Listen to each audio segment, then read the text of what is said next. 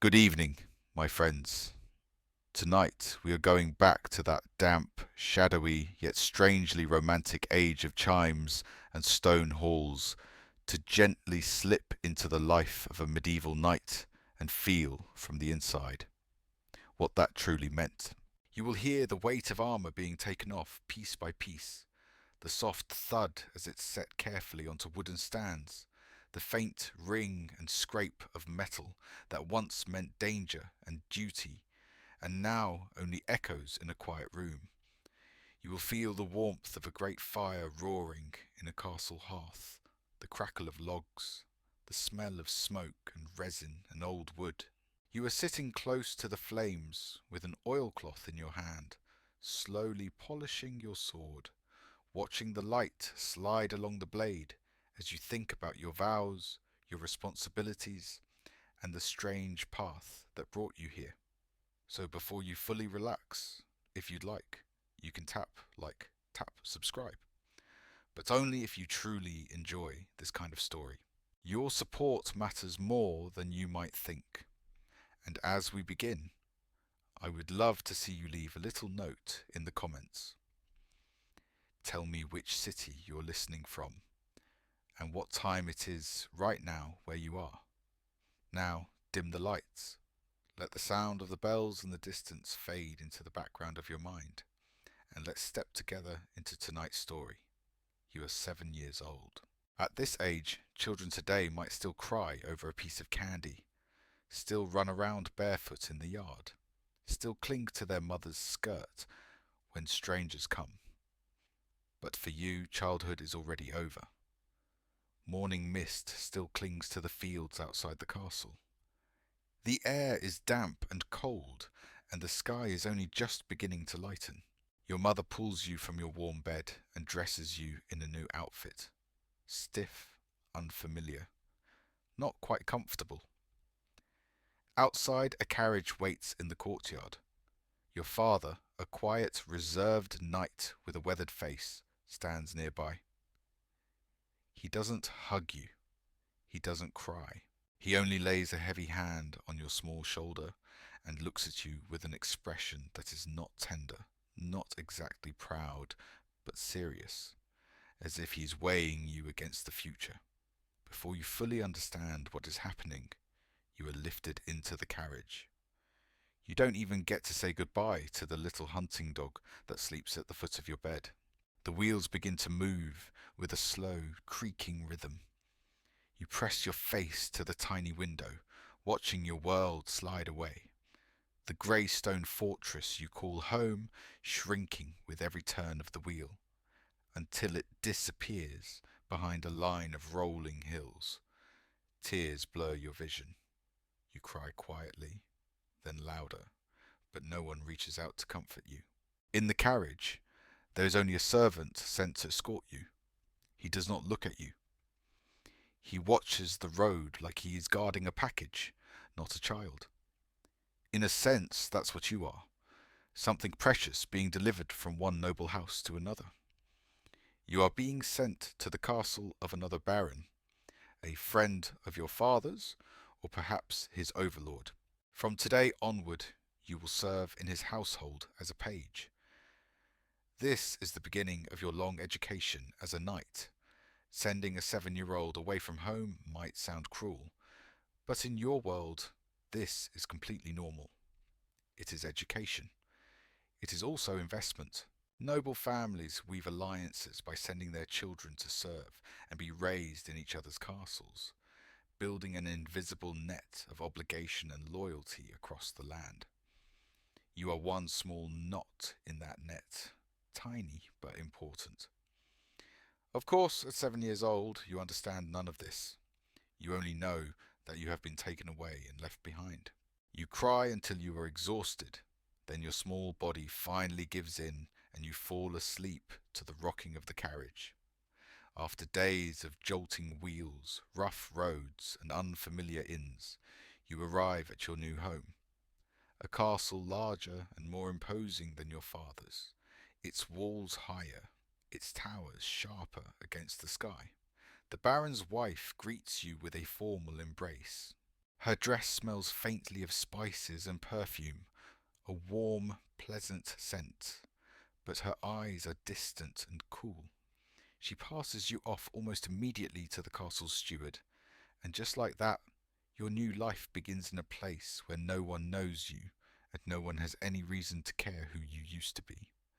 You soon discover that being a page is a strange position. On the one hand, you are still a noble child, sharing the same high-born blood as your lord and his family. That means your work is not considered low or degrading. It is service, but service with dignity, a way of earning your education through your labour. You receive no money.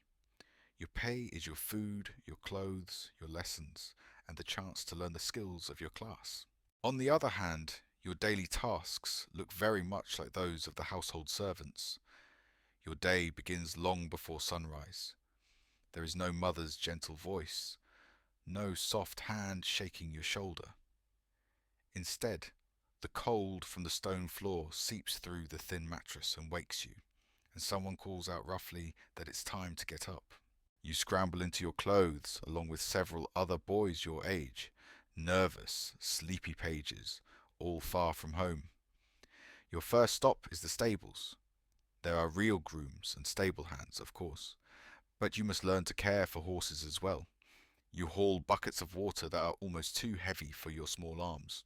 Icy water sloshes over the rim and soaks your trousers, making your legs sting with cold.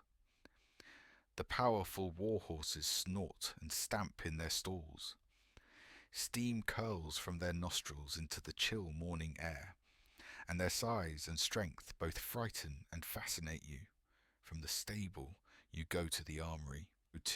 There, under the watchful eyes of older squires, you wring out oilcloths and polish helmets, breastplates, chainmail, and swords. The metal is freezing against your fingers, and old sweat and dried mud cling to the crevices. If you work too slowly or miss a spot, a squire barks at you to do it again. As you scrub, you study every piece of armor, every ring of chainmail, each leather strap and buckle, memorizing how they fit together. One day, you tell yourself, you will be the one wearing them. By midday, the castle is fully awake. Your work shifts to running errands. You carry messages from the baron to his steward, from the steward to the kitchen, from the kitchen back to the hall. The castle is a maze of spiral staircases, drafty corridors, and echoing rooms. It takes you weeks to stop getting lost in its twists and turns. At meal times, you stand silently behind your lord's chair, ready to refill his cup, offer bread, or take platters away. You smell roasted meat and rich gravy, fresh bread and spices, and your stomach growls, but you have to wait until your betters are finished. Only then can you and the servants eat what remains. Yet your life is not all chores and exhaustion. In the afternoons, when the light is best, the castle priest gathers you and the other pages in a small chamber near the chapel. There, seated on benches with your feet barely touching the floor, you continue the lessons you began at home.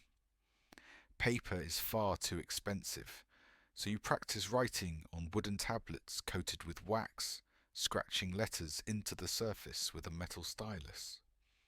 When you make mistakes, you warm the wax near the fire and smooth it flat to begin again. You learn Latin, the language of the church, the law, and official documents.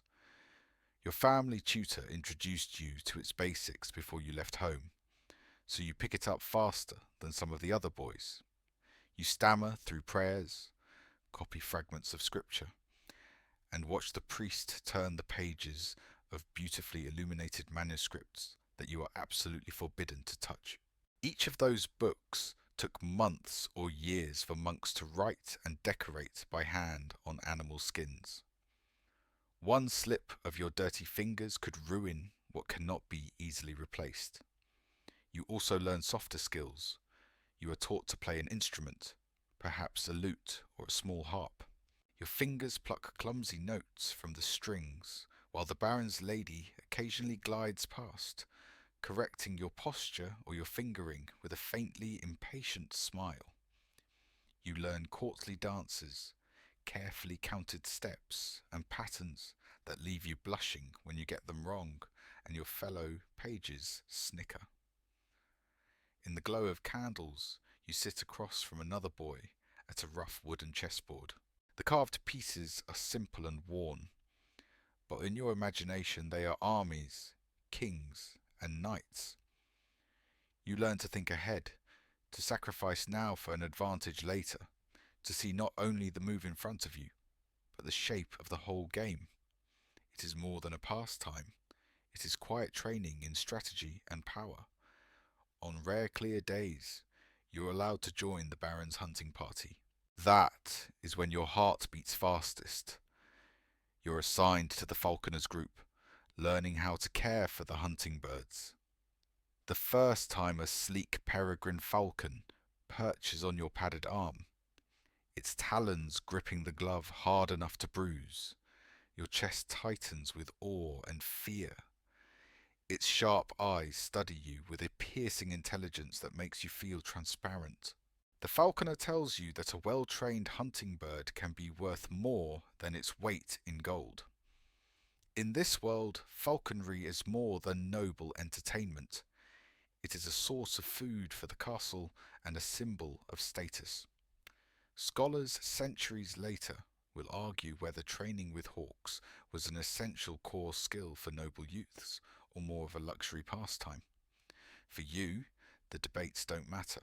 All you know is that when you loosen the jesses and send the bird soaring into the sky, then watch it dive like a bolt of lightning on a rabbit or pheasant, you feel a surge of power, unlike anything you've known polishing armor or running messages.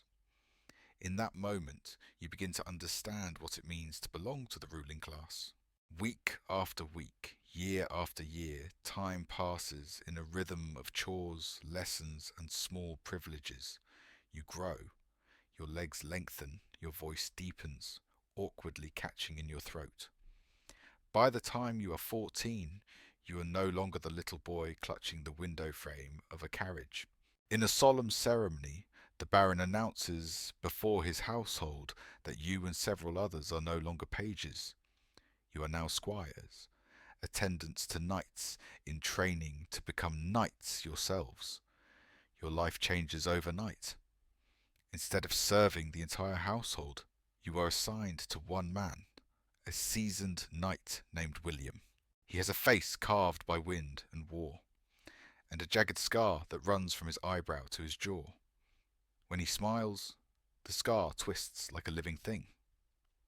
As his squire, you become his mobile support system, his shadow. Every morning, you tend his equipment, his chainmail, his few new plates of armor, his helm, his sword, his lance. All of it must be spotless, rust-free, and perfectly functional. You run your fingers over every ring, strap, and buckle, checking for cracks or weakness. You care for his warhorse, a powerful black stallion named Storm. You brush the horse's coat until it gleams, clean his hooves, and feed him carefully measured grain and hay. You worry over Storm's health more than your own, because you know your knight's life may one day depend on that horse. In battle, any flaw in armor, any weakness in a strap, any tired or lame step from a mount can mean death. You and William are tied together by invisible threads. Your mistakes could kill him. His choices could kill you. Off the field, your service continues. At feasts, you carve meat on his plate, an honor as well as a test of your skill and manners. You must know how to cut different joints cleanly and elegantly, in a way that reflects his status. Before battle, you help him into his armor. Alone, he could never manage the many layers. Padded undergarments, chainmail, plates, straps, buckles, and finally the helmet. You memorize the order and the fit until your fingers move almost without thought, tightening everything just right. At the end, when he stands before you, encased in steel, only his eyes visible through the narrow slit in his visor, You are his last direct connection to the unarmoured world. Your duties in war are just as serious. While the knights charge, you remain near the edges of the fight, holding spare weapons and leading a fresh horse. If William is unhorsed or loses his weapon, you must reach him as fast as possible, weaving through chaos and danger to provide what he needs. You are, in a sense, his second life. Among the other squires, you notice subtle differences. Most are like you, sons of minor nobles, walking the traditional path toward knighthood, but others are not.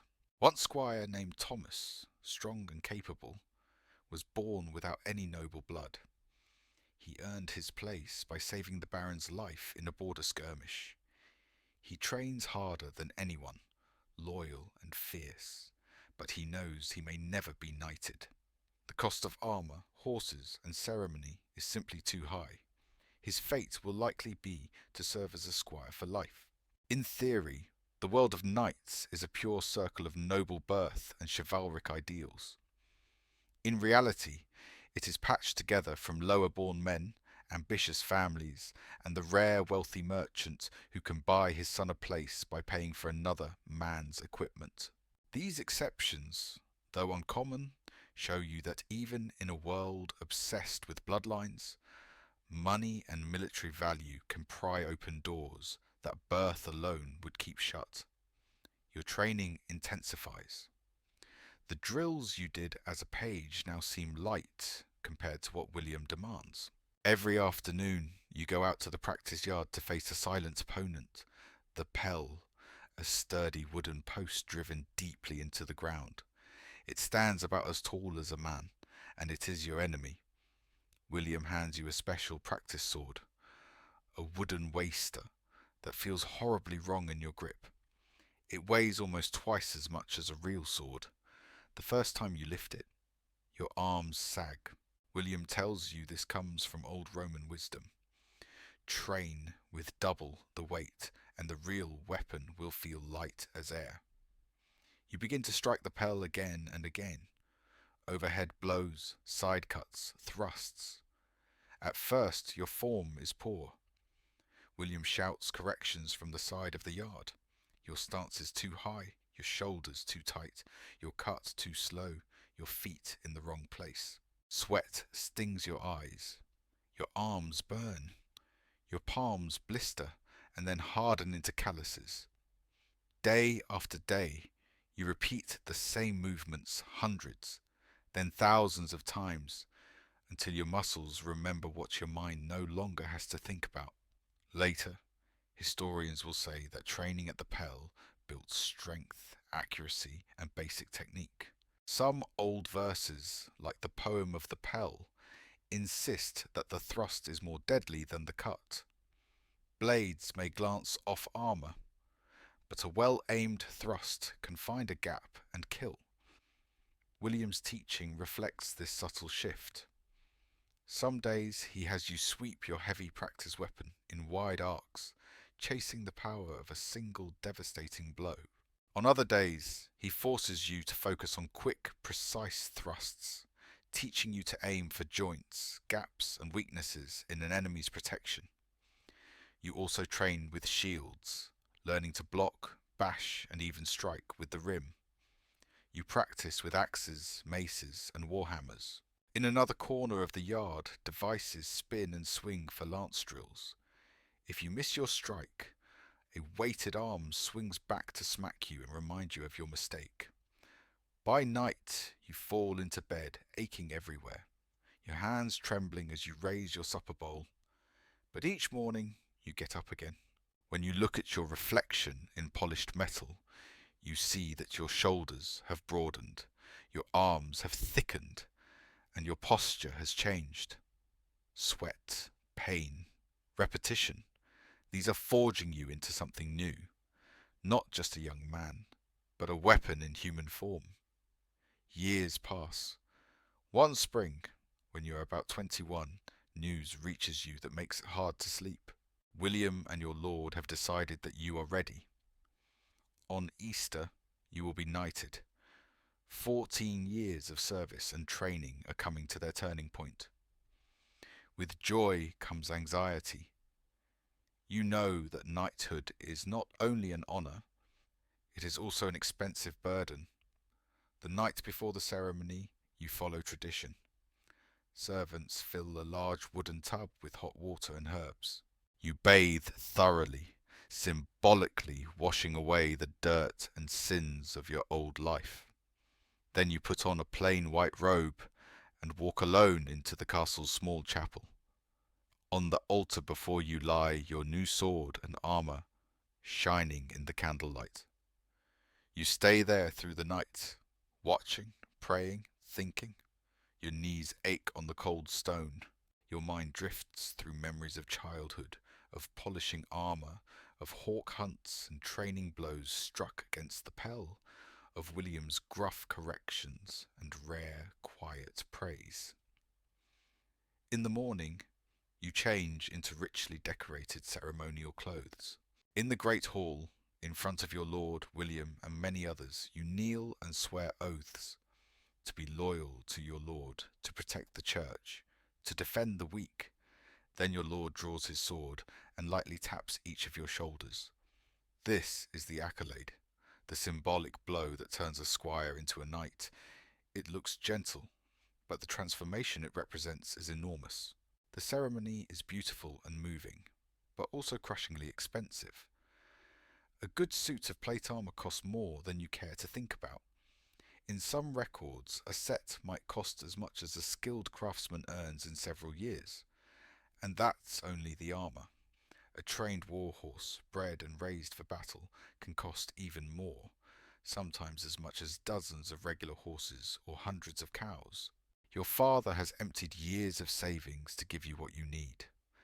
Many men, as skilled and worthy as you are, never knighted simply because their families cannot afford it. For them, the dream ends at squire. You rise from your knees, a knight at last, greeted with applause and congratulations. The joy in your father's eyes is mixed with exhaustion. You feel honoured, transformed, and heavily in debt, even if no one calls it that out loud.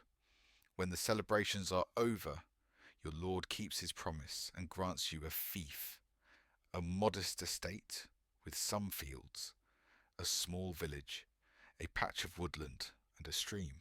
You have your own tower house now, your own hall, your own tenants. You are no longer a wandering servant. You are a landed knight. At first, the feeling is almost unreal. You ride across your fields and see peasants working the soil, straightening up to remove their caps as you pass. Some look at you with respect, some with fear, some with a quiet hunger in their eyes. Between you and them is a deep, ancient contract. As a vassal to your lord, you hold this land and its income in exchange for service, most importantly, military service.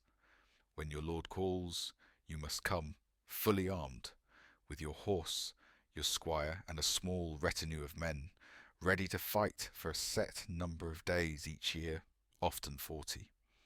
But those 40 days are only a small fraction of your life. For the rest of the year, your main job is not fighting dragons or charging the enemy. It is managing your estate. You are, in many ways, a rural manager, part farmer, part judge, part accountant.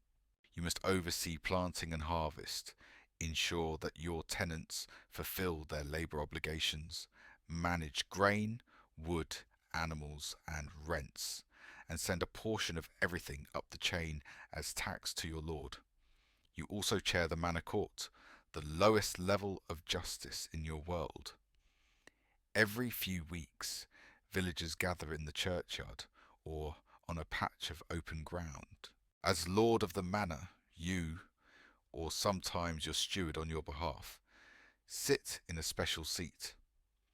Before you are petty disputes, a cow that wandered into a neighbour's garden, irrigation water taken beyond one's share, a fence built across the wrong boundary, a tiny unpaid loan that has turned into bitterness. 12 respectable free men of the village act as a kind of jury. You all know each other. You know who is honest, who drinks too much, who has a quick temper, who gossips, who is careful with money. Evidence matters, but reputation often matters more. In this intimate world, justice is as much about restoring peace as about strict facts.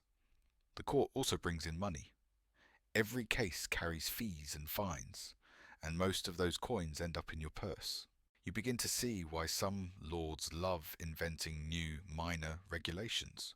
More rules, more fines, more income. Yet your power is limited. You can handle small civil matters and lesser crimes, but for serious offences, murder, major theft, violent assault, you must hand the accused over to your own lord's higher court. In remote regions, some knights stretch their authority and punish far more than they should, but every overreach brings risks. One serious complaint reaching the wrong ears could mean trouble. Gradually, you fall into the rhythm of this life. Mornings in the fields, afternoons in your hall hearing complaints, evenings bent over account books, adding up harvests, rents, and expenses by candlelight. You realize that much of knighthood is not glorious at all. It is slow, steady, and deeply practical. Beneath the shining stories of heroism lies an ocean of muddy, everyday work. A few years pass. Then a letter arrives from your lord, sealed with wax and ribbon. A neighbouring count is hosting a grand tournament to celebrate his daughter's birthday. Your lord and his knights are invited to compete, and so are you. The boy inside you wakes up again. Tournaments are the dream of every young knight. Shining armour, cheering crowds, banners snapping in the wind. You polish your armour until it gleams like a mirror. You choose your best horse and have your squire braid his mane and tail, dress him in brightly coloured trappings, and check every strap twice. When you ride into the tournament field outside the Count's castle, the world bursts into colour and noise. Flags and tents in red, blue, gold and green surround the lists. Wooden stands groan under the weight of lords, ladies and merchants. Vendors weave through the crowds selling roasted meat, beer and sweet pastries. Jugglers, minstrels and acrobats perform between events. The air smells of sweat, horses, spices and excitement.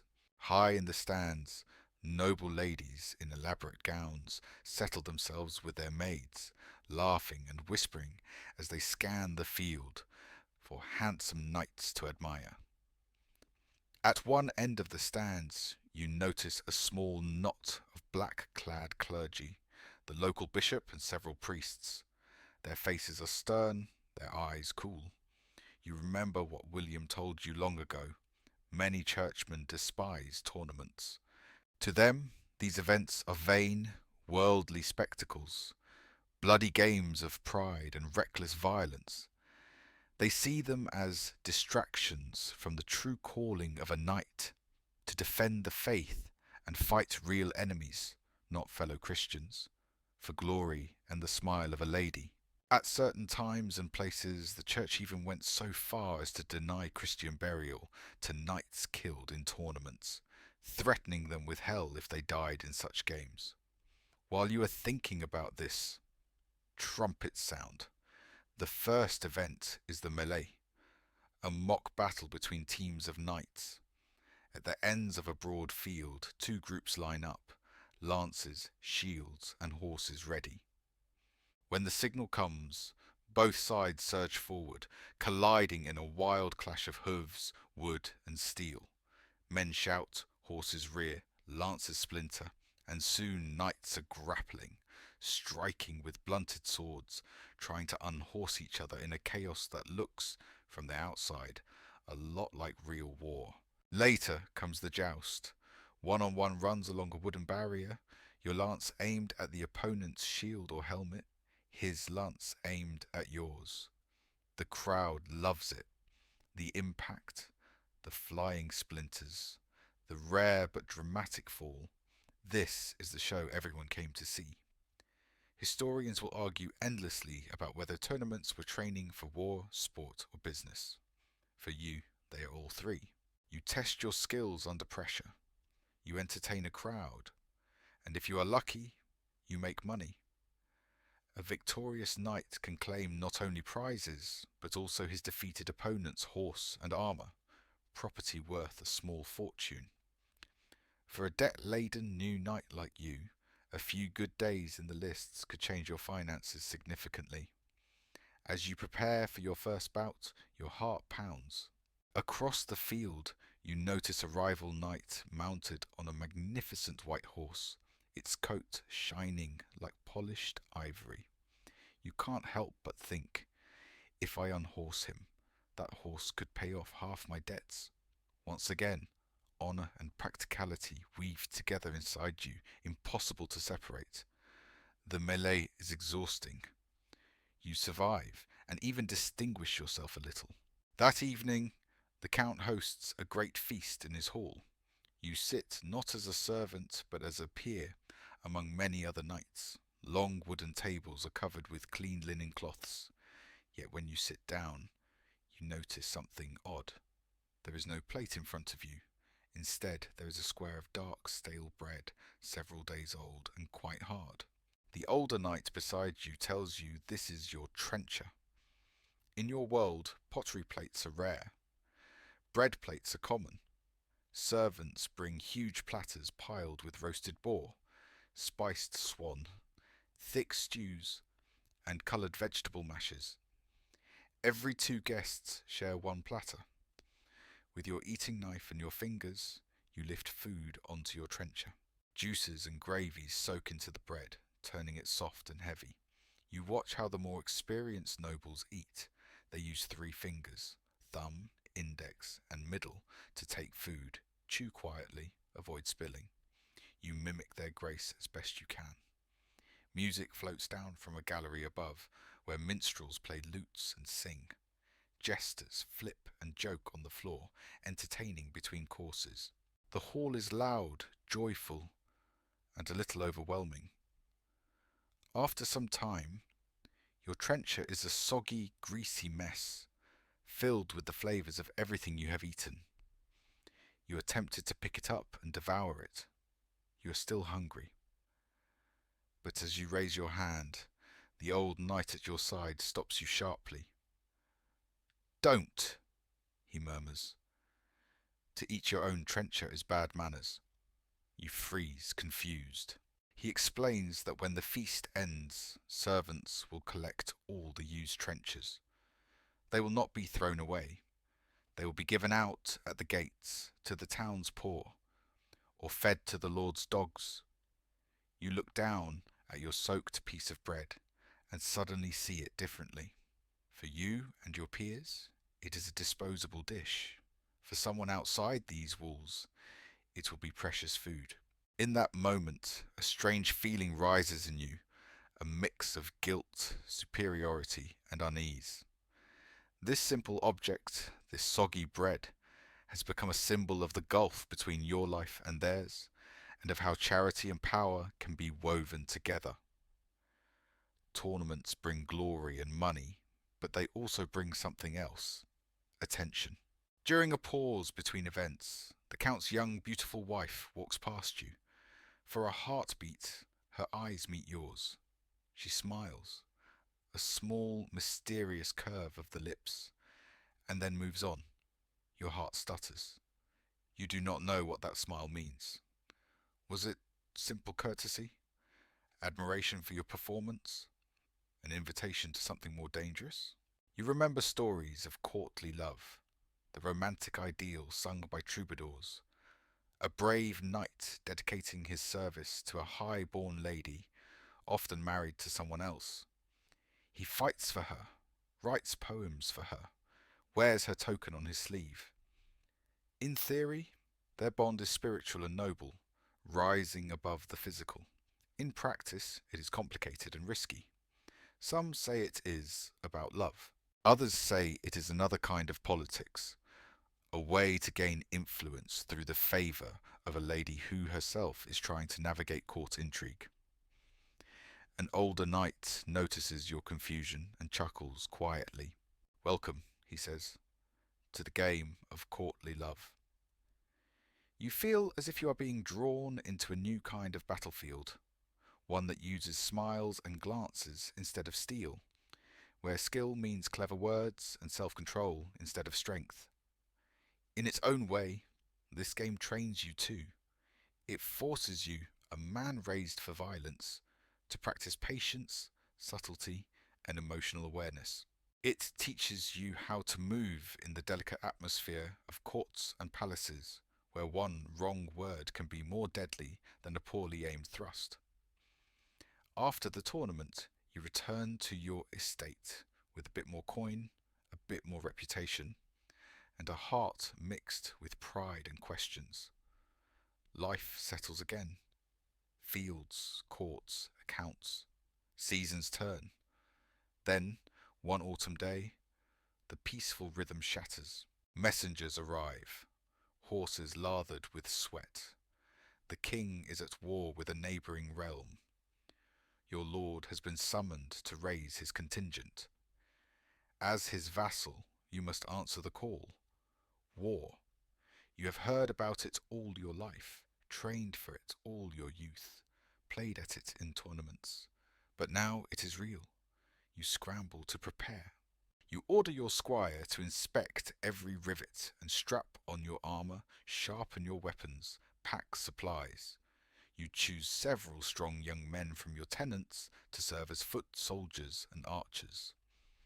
You realize that a knight is never alone on the battlefield. He is the tip of a small spear made of many people. You must also arrange horses, your heavy war horse to be saved for battle, a lighter riding horse for travel, and at least one pack animal to carry armour, weapons, tent, and provisions. Every animal eats. Every animal costs money. Your estate's income, which you had hoped to use to pay off debts and improve your haul, begins to drain away. You ride out with your lord's banner, merging into a larger army. The reality of campaign life sinks in quickly. There are no cheering crowds, no music, no painted ladies watching from balconies. Just long, slogging marches along muddy roads, cold rain soaking through your cloak, nights spent in cramped tents or under the open sky. Your armour, which looked so grand at the tournament, becomes a burden. Even wearing only some pieces for travel, you feel the weight grinding your joints. You begin to understand why many medieval wars seem, in hindsight, to have a lot of marching and very few big battles. The cost is enormous. Every knight is a walking fortune. Every soldier must eat. No lord rushes into a decisive clash lightly. You learn about another kind of warfare too, the chevauchée, the raiding ride. Instead of trying to seize castles or hold territory, raiding forces sweep through enemy lands, burning fields, looting villages, and destroying crops. The goal is to break the enemy's economy, to make war too expensive to continue. Riding through a smoking, half-destroyed village that your own side's vanguard has just ravaged, you feel your stomach tighten. These are the same kinds of people you are sworn to protect at home, now suffering because they happen to live on the wrong side of a border. After weeks of marching and skirmishing, you finally arrive where the two main armies face each other. Tension hangs in the air like a storm. Flags and pennants flap in the wind above thousands of men.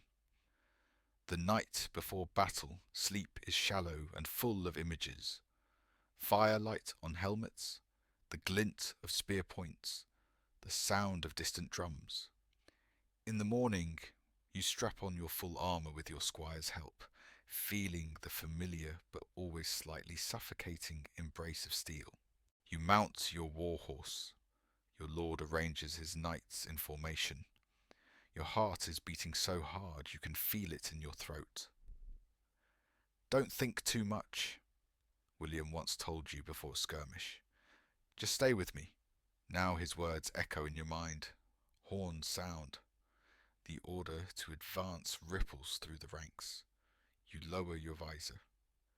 Suddenly, the world narrows to the slit in front of your eyes. You press your legs to your horse's sides and move forward with hundreds of others, a rolling wave of metal and muscle. The ground shakes under the weight of charging horses. Wind tears at your plumes and banners. The sound becomes a roar, hooves, shouts, the clanging shock as the two lines collide. After that, time dissolves into chaos. You swing, block, thrust. Blades flash and bounce off armor. Men fall. Horses scream. Dust and sweat and blood mix into a choking smell inside your helmet. You have no idea how long it lasts.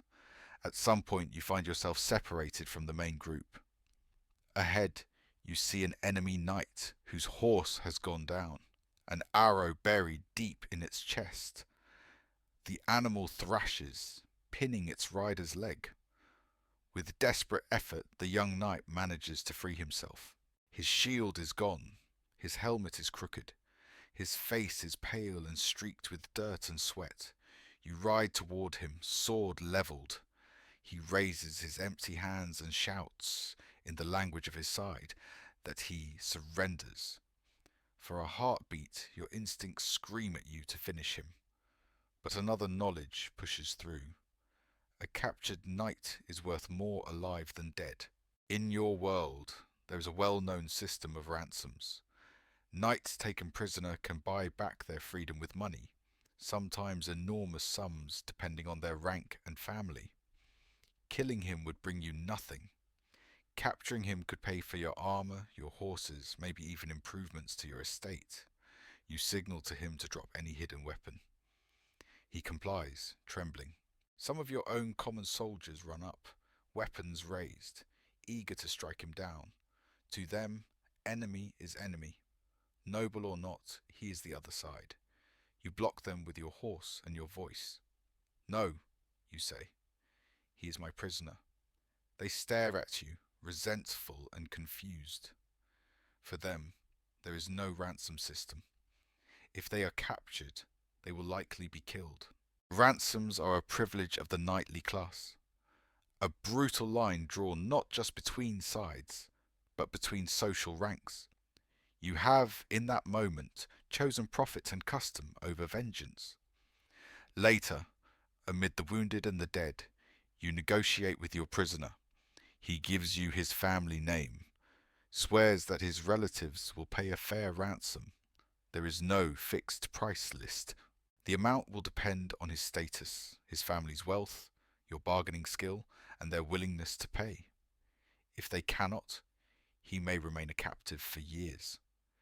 In extreme cases, prisoners become inherited property, a grim reminder that beneath the poetry, war is also a business.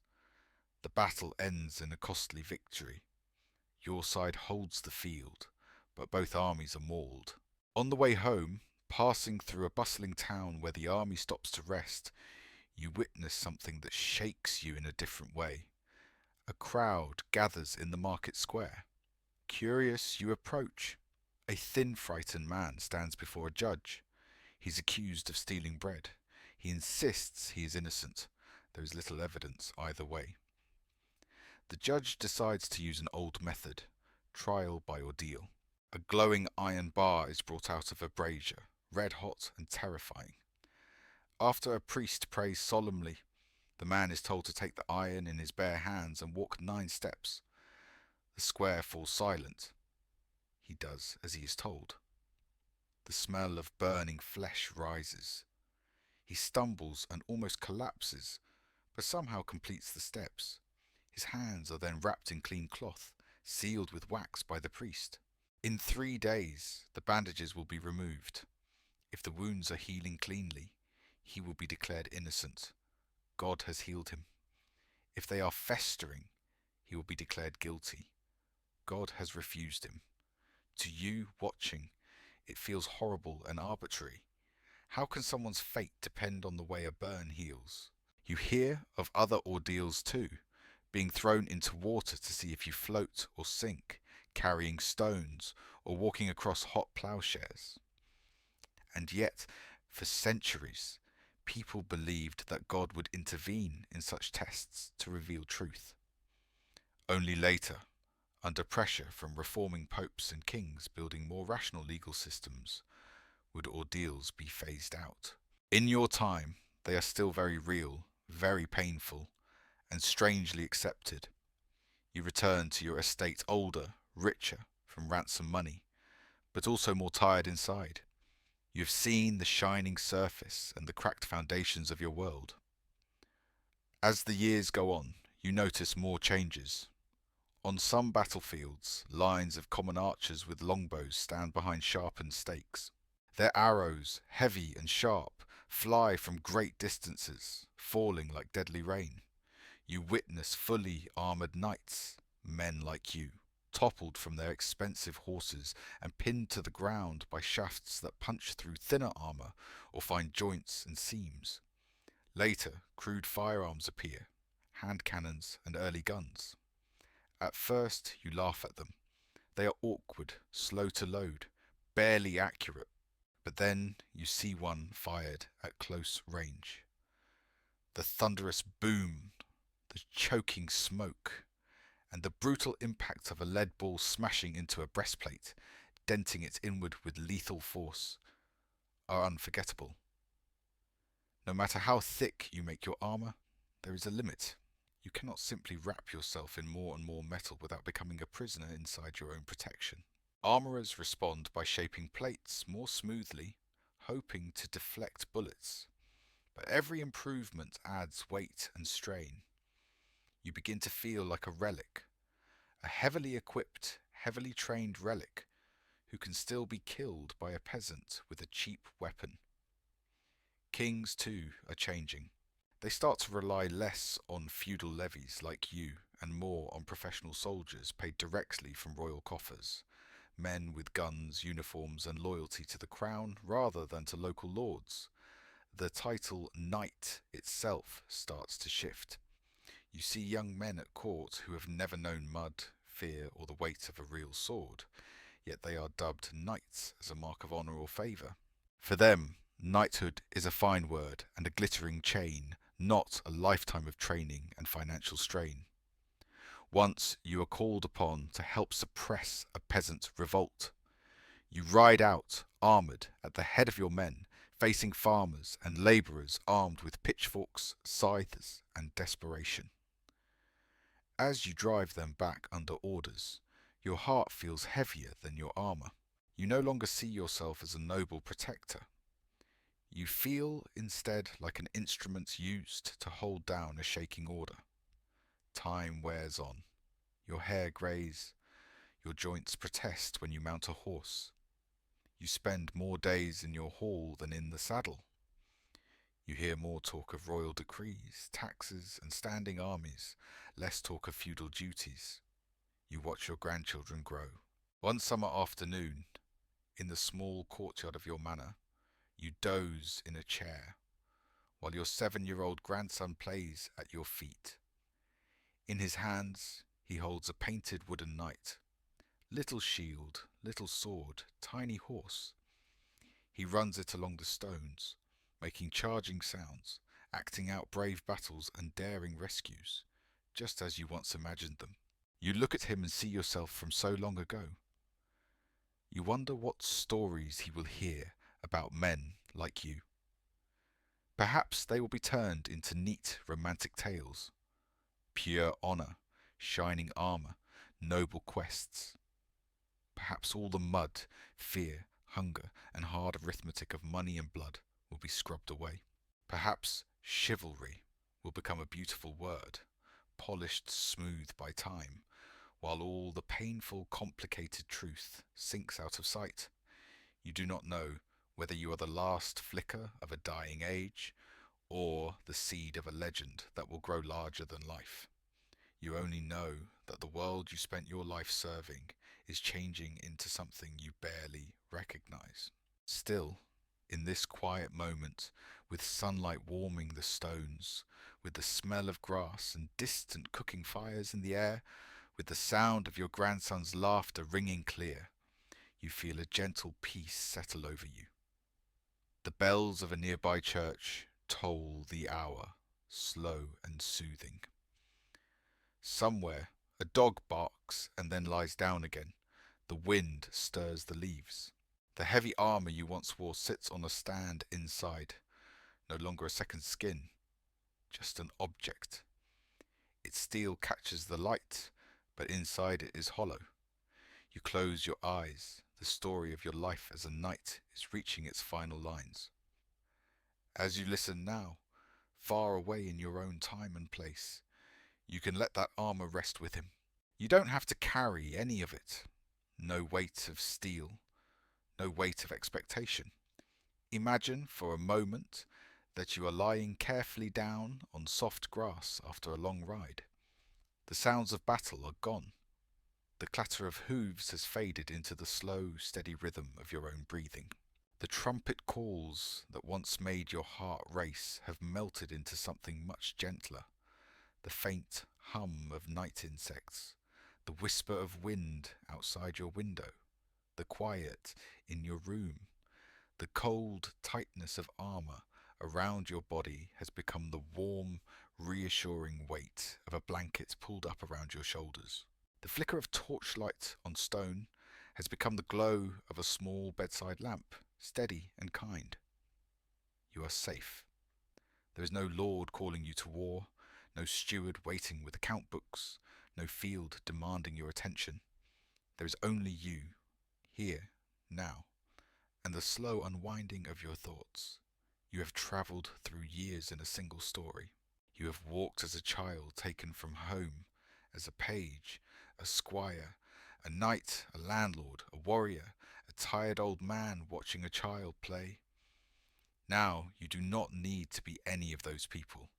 You can let each of them step back, one by one, like actors leaving a stage after the play is over. The hall is emptying. The banners are being taken down. The fire is burning low. The doors of the castle close softly for the night.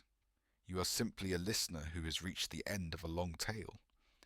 You can let your jaw unclench, your shoulders drop, your hands soften. Feel the mattress beneath you, supporting you. Feel the pillow cradle your head. Notice how your breath moves in and out without effort, steady and calm. If thoughts come, let them drift past like banners in the distance, too far away to read. You don't need to chase them. You don't need to fight them. You can just let them fade. The story is finished. The knight has finally taken off his armour and laid down his sword. His watch is over, and tonight your watch is over too. You are allowed to rest. You are allowed to sleep. So, my friend, I wish you a gentle night. May your dreams be soft and your sleep deep, like a quiet castle wrapped in mist, safe behind its walls. Good night.